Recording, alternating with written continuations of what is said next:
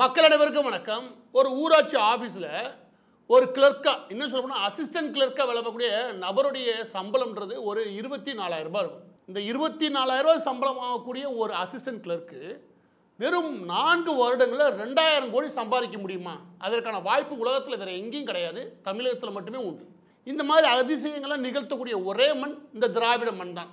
இந்த திராவிட ஆட்சியாளர்கள் இருக்காங்களே, இவங்களுடைய லட்சணத்தில் தான் இந்த வேலைகள் நடக்குது. வெறும் 24,000 ரூபாய் அரசு சம்பளம் வாங்கக்கூடிய ஒருத்த நபர் எப்படி 2,000 கோடி சேர்க்க முடியுது? ஒரு ஒட்டுமொத்த குடும்பம் சரி, எப்படி 2,000 கோடி சேர்க்க முடியுது? நிச்சயமாக அது கொள்ளையடிக்கிறத தவிர வேற வழியே கிடையாது. அப்போ இது எதற்கு பேசும்? யார் அந்த நபர்? இந்த விஷயத்துக்குலாம் போகிறதுக்கு முன்னாடி நான் ஏன் இது பேசுன்னு கேளுங்க. ஏன்னா இப்போ பட்ஜெட்டை பற்றி ரொம்ப தீவிரமாக ஒரு சில கருத்துக்கள் முன்வைக்கப்படுது. அதில் மிக முக்கியமான கருத்து, திமுக என்ன சொல்லுதுன்னா தமிழகத்துக்கு எந்த பலனும் கிடையாது.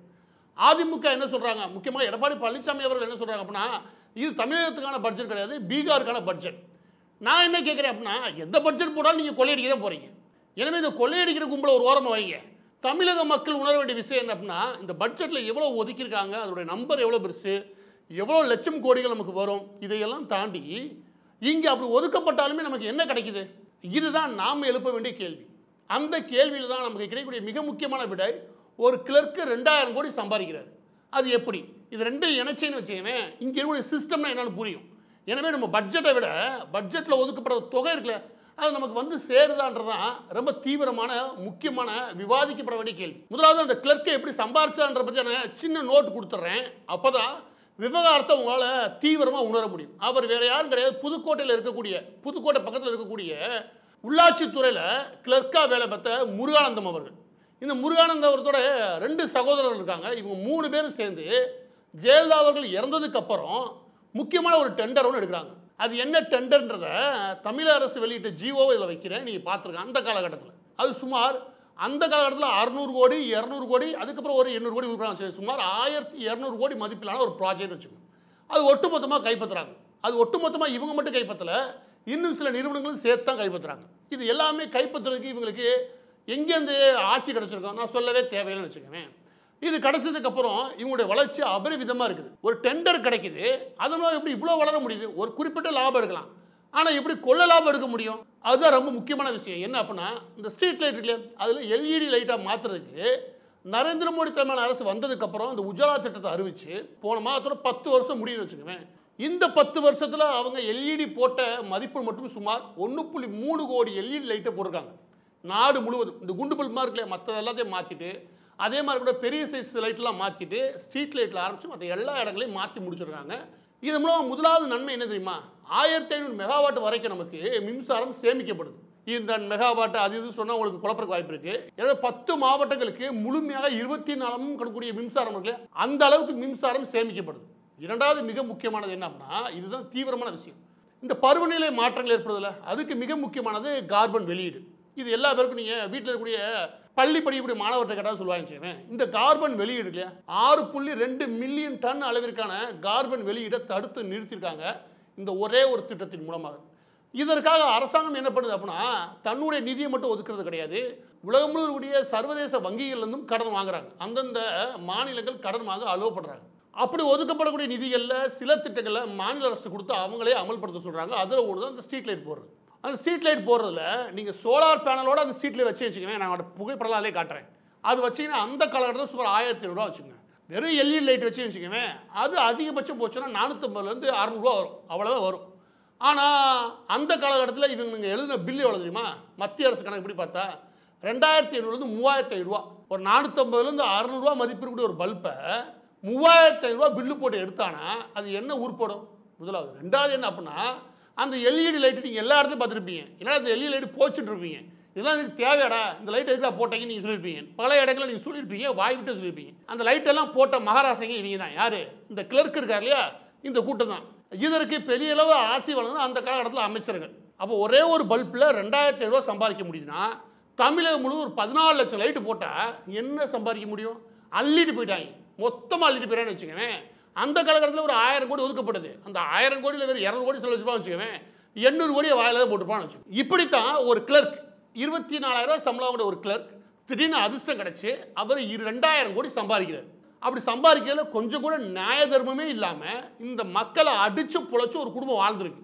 இது நான் ஒரே ஒரு திட்டத்தில் ஒரே ஒரு நபர் செஞ்சேன். அந்த இடத்துல ஏகப்பட்ட கொள்ளைகள் இருக்குன்னு வச்சுக்கவேன், பெரிய லிஸ்ட்டே இருக்குது. அந்த நேரத்தில் பதிஞ்ச எஃப்ஐஆர் இருக்குல்ல, அதோட காப்பி நான் வைக்கிறேன்.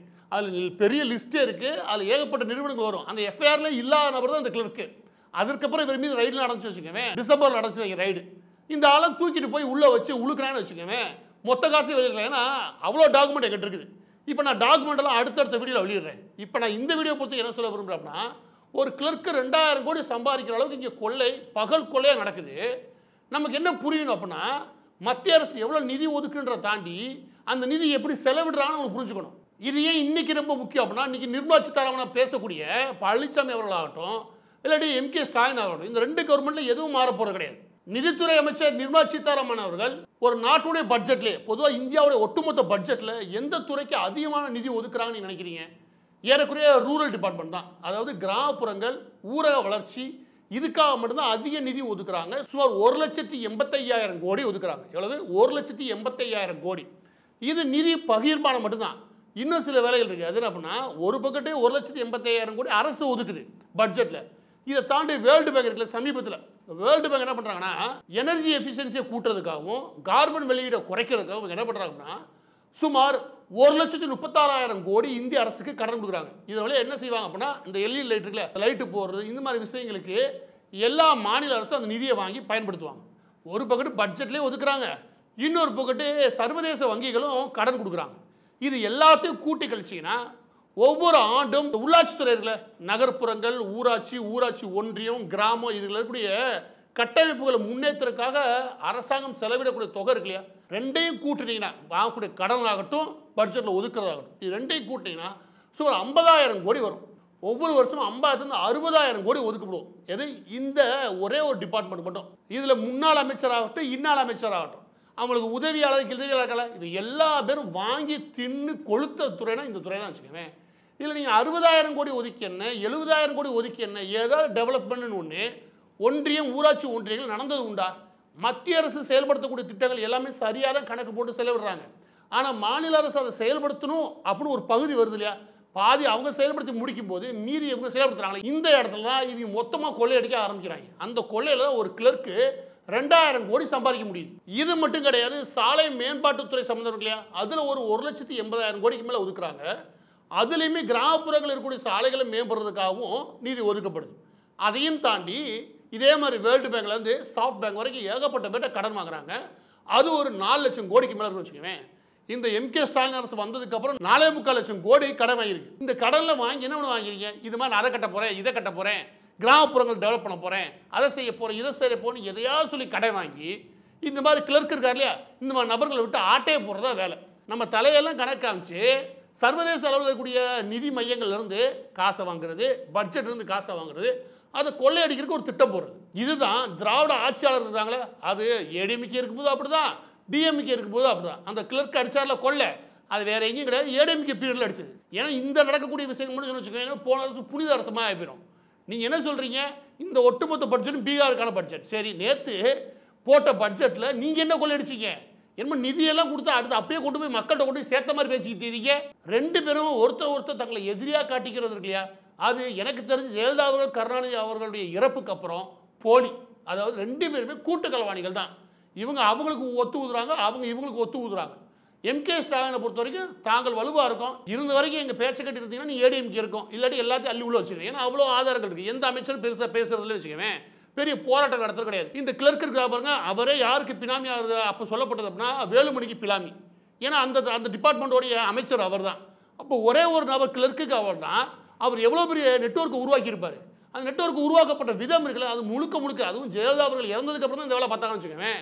அவங்க இறந்தாங்க, அடுத்த 4 வருஷம் நீங்கள் என்ன பண்ணீங்க? இன்னைக்கு உட்காந்து பட்ஜெட்டை பற்றி பேசிக்கிறீங்க. இப்போ அவர் தான் கொள்ளையடிச்சு போனார். இப்போ உங்களுக்கு ஒரு கேள்வி வரும், அப்போ திமுக வந்ததுமே அவங்க மேலே எஃப்ஐஆர் போட்டாங்களா? போட்டாங்க, ஆனால் எந்த விசாரணையும் கிடையாது. அப்படி குப்பையில் தூக்கி போட்ட மாதிரி தான். அப்போ யாருக்கு இவங்க மறைமுகமாக ஒத்து ஊதுறாங்க? வேலுமணி அவர்களுக்கு ஒத்து ஊதுறாங்கடா. எந்த முன்னாள் அமைச்சராக கைது செய்யப்பட்டார்களா? எம்கே ஸ்டாலின் வரும் என்ன சொன்னார்? முன்னாள் அமைச்சர்கள் இந்த குற்றங்கள் பண்ணாங்க, இவ்வளோ கொள்ளையடிச்சாங்க, எல்லா பேருமே நான் சிறைக்கு அனுப்ப வேண்டார். முதலாவது வேலுமணியை சிறைக்கு அனுப்ப வேண்டார். ஏதாவது ஒரு கல்லை தூக்கி போட்டாரா?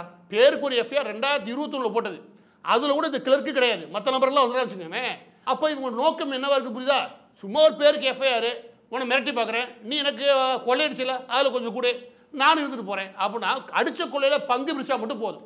எனவே பதிவோட இறுதியாக நான் சொல்ல வேண்டிய விஷயம் என்னென்னா, ஒவ்வொரு துறையிலையுமே எவ்வளோ பட்ஜெட் ஒதுக்கப்படுது, அது எப்படியா செலவிடப்படுது அப்படின்றதுல நம்ம கொஞ்சம் மாற்று சிந்தனையோட யோசிக்க வேண்டியது அவசியம்.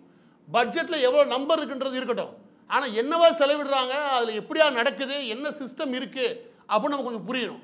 1,85,000 கோடி ஒதுக்கிட்டாங்க, முடிஞ்சு போச்சு. நிர்மலா சீதாராமன் அவர்களோட ₹1 கூட இது வரைக்கும் அவங்க லஞ்சம் வாங்கி கிடையாது, அவங்க மேலே எந்த குற்றச்சாட்டும் கிடையாது. எளிமையாக வாழ்ந்துக்கிறாங்க. அவ்வளோ பெரிய பட்ஜெட்டை போட்டுட்டு மாருதி காரில் போயிருக்காங்க. ஆனால் இந்த கிளர்க் இருக்காரு பாருங்க, பென்ஸ் காரில் போயிட்டு இருக்காரு, 4 பென்ஸ் வச்சிருக்காரு. எப்படி நாட்டுக்கு நிதியமைச்சர் இவ்வளோ பெரிய பட்ஜெட்டை போட்டவங்க மாருதி காரில் போயிட்டு இருக்காங்க. ஆனால் உள்ளாட்சித்துறையில் புதுக்கோட்டை பகுதியில் கூட 24,000 சம்பளம் கூட ஒரு கிளர்க்கிட்ட 4 பென்ஸ் இருக்குது காரு. எப்படி? அதுதான் சொல்கிறேன், இங்கே மத்திய அரசு குறை இல்லை, நாம் தேர்வு செய்யக்கூடிய ஆட்சியாளர் இருக்காங்க பாருங்க, அவன்கிட்ட தான் குறையே இருக்குது. அவன் நம்மள்கிட்ட உணர்வை தூண்டி தூண்டி கடைசியாக நம்மளை வச்சே கொள்ளையடிச்சுக்கிட்டான். இந்த புத்தி நமக்கு வரணும். நம்ம மாறி மாறி ஓட்டு போகிறால எந்த பிரயோஜனம் கிடையாது. அதோட இந்த 2,000 வாங்கிட்டு ஓட்டு போறீங்க பாருங்க, அது உங்களுக்கு நீங்களே இருக்கக்கூடிய பெரிய சூனியம். எனவே எவனோ பட்ஜெட்டை பற்றி பேசுகிறான்னு வச்சுக்கவேன், நீ எடுத்து போடு, நான் பேசுகிறேன். பட்ஜெட்டில் எவ்வளோ நிதி ஒதுக்குன்றது அடுத்து, அதோட நீ என்னவா செலவழிச்சுக்கிட்டு என்ன சிஸ்டத்தை இங்கே வச்சுருக்கீங்க, நான் பேசுகிறேன். இப்போ உள்ளாட்சித்துறையை பற்றி பார்த்தோம். உள்ளாட்சித்துறைன்றதுக்கு எவ்வளோ நிதி ஒதுக்குறாங்க, அது எப்படி கொள்ளையடிக்கிறாங்க, என்ன சிஸ்டத்தை உருவாக்கி வச்சுருக்காங்க, நாம் தேர்வு செய்யக்கூடிய ஆட்சியோட லட்சணம் என்ன, இது நீங்கள் பார்த்துருப்பீங்க நம்புகிறேன். இதுக்கு அடுத்த ஒரு துறை இருக்குது, அதை பற்றி பேசலாம். தனியாக அந்த கிளர்க் இருக்கார் இல்லையா, அவர் எப்படி 4 வருஷம் 2,000 கூட அடித்தார் இல்லையா, அதோட சுவாரஸ்யமான கதை ஒன்று இருக்குது. அதை முழுசாக போடுறேன். அப்போ தான் அவர் அண்ணன், அவர் தம்பி, அவன் சொந்தக்காரன் எல்லா பற்றியும் கூண்டோடு அள்ள முடியும். அதுக்கான டேட்டா எடுத்தால் வந்துக்கிட்டே வச்சுக்கவேன். இதில் ஏகப்பட்ட நிறுவனங்கள் பட்டியலும் இருக்குது. அதாவது வேலுமணி அவர்களுக்கு பினாமி வேலை பார்த்தது வெறும் இந்த கிளர்க்கு ஒரே ஒரு ப்ராஜெக்டில். இது மாதிரி ஒரு 800க்கும் மேற்பட்ட ப்ராஜெக்ட் இருக்குது வச்சுக்கவேன். முக்கியமானது அதில் ஏகப்பட்ட நிறுவனங்கள் வருது. அப்போ எவ்வளோ காசு தானே கொள்ளையடிச்சிங்க, அதையும் தூக்கி வெளியே போடுறேன்.